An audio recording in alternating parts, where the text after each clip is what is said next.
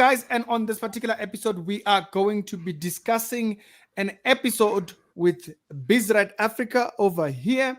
And we're going to be discussing particularly the recent situation that has happened with Prophet Mboro. Interesting times. So I think these videos are very helpful for the body to begin to discern really how should we conduct ourselves in the public space. This is a two-part episode thingy, and so the second part will be in the pinned comment. That will be Bizrat's video over here.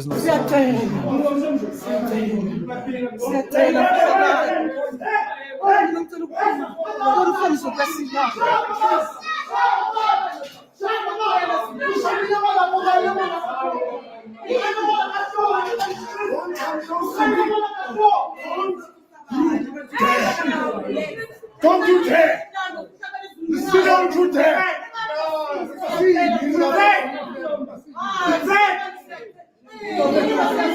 Okay. Pause. Mboro's son has a child in the school. It's a primary school. In the previous video, we spoke about the subject matter of, how much panic that would cause if a video is going viral, because the video that is going viral, which is this one, is not posted on Mboro's page. It's posted by other people that were at the school. He's there cussing, he's being wild, he has pangas, he has two pangas. I mean, I don't know why he needs two pangas. I don't know if maybe he thought this was a fruit cutting competition. Yeah. Why two? And for people who are not even carrying any weapons, what is this?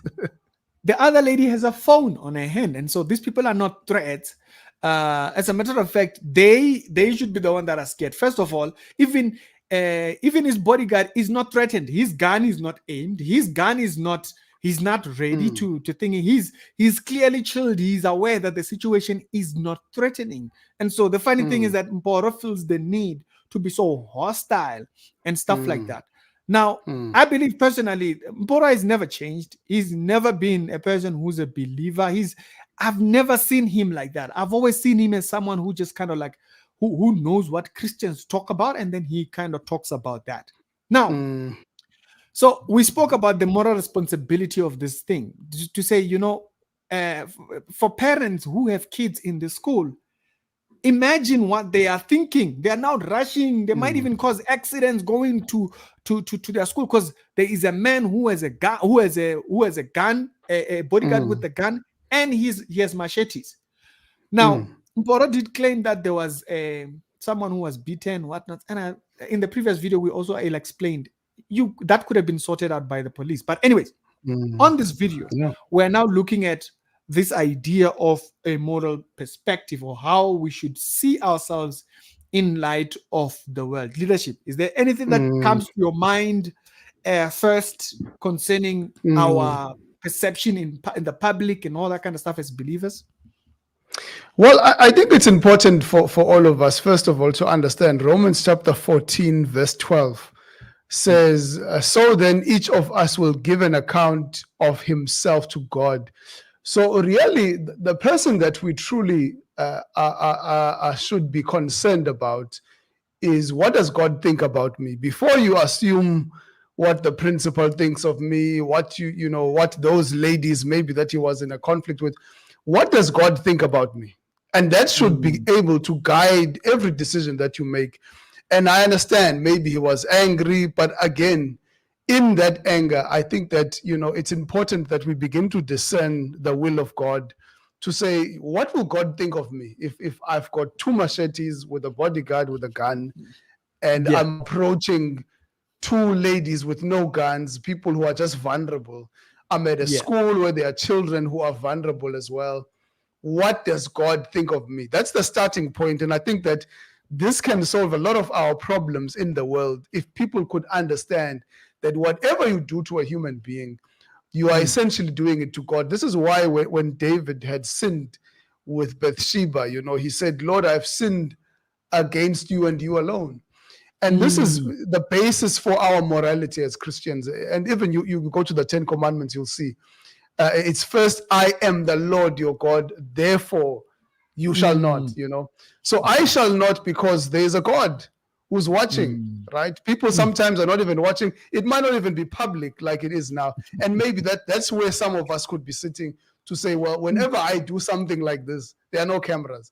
But it's important to know that there's somebody who's watching, and we have to give an account to God. And this is why it's important that we begin to think about these things in light of God.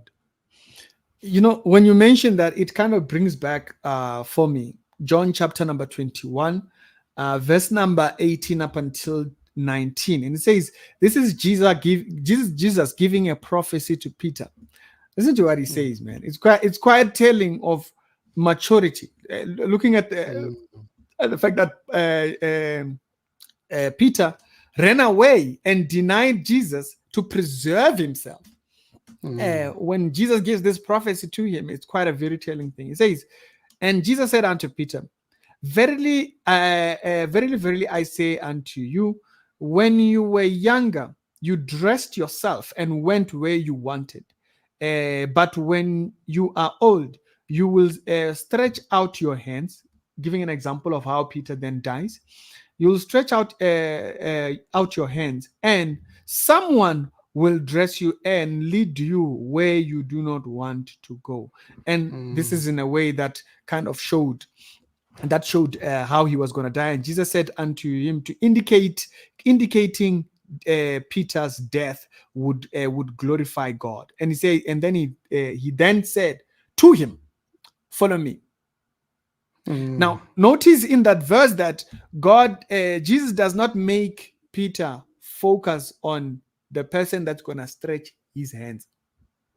He didn't tell him to obsess about the person that might be a threat to you, you know, and your so-called enemies. And that's not what he said. He said, you follow me. And so I think it's quite an interesting one that you bring up that particular point. By the way, we didn't plan his comment. No. But we just had the same comment that go in the same light. And so it's very interesting that Peter is told your focus is following Jesus. Does that reflect back on thinking? You know, if you think about David, David knows his responsibility in how he is seen in the light of God, and he says he will not think. He went and he cut his he went close to enough to him. Say, if I had something to do to you, I would have done it. But because I respect you, that you are an authority figure that God has put, you know. And so now, if we forget that place where we answer first, it's very easy for us to get wrapped up into preserving our image or fighting for what we perceive is of value, while we are losing our responsibility to our community and stuff like that. It's very important. And people, this is why people say Christians are so judgmental. No, we are responsible people. We have a mode, we have a conduct by which we function. That being said, I think we must be constantly aware of our responsibility in our communities. And James puts it very well when he says, you know, faith without works is dead. It doesn't mean faith towards salvation. It means our display of religious practice, okay, our everyday life. When he says faith without works is dead, he was referencing the library of all things that Christians uphold is displayed very much well when we have these responses. Because in that verse, he then brings up subjects of, if somebody comes to you and says they do not have food, you do not leave them without food and then say they must be blessed. So he's very clear there that he is addressing responsibility to other people. And so we must be very much aware of this aspect of our religious everyday life, which is why I personally say to Christians, stop saying Christianity is not a religion. I know everybody has been saying it. I think we need to stop, because it has messed us up in our discipleship. Christianity is our religion, being that James gives us an example of what good religion looks like. He says to not behave anyhow. And he says to go and visit the homeless and the whatnots. This is Christianity. This is our religion. This is our religion, basically. And so with that in mind, we must not drop things like, we must stop saying things like Christianity is not a religion. No, no, no. It is a religion. And in this particular aspect of how we practice it, it shows how Christ is working in us. The more he works in us, the more transformed we become. But anyways, this is this is the second episode of this particular thing. So do check out Bizrat's video on the other one, and I will see you guys later on. Y'all have a good one. Subscribe when you get over there. You can, don't worry, skip subscribing here and go subscribe there. Y'all have a good one.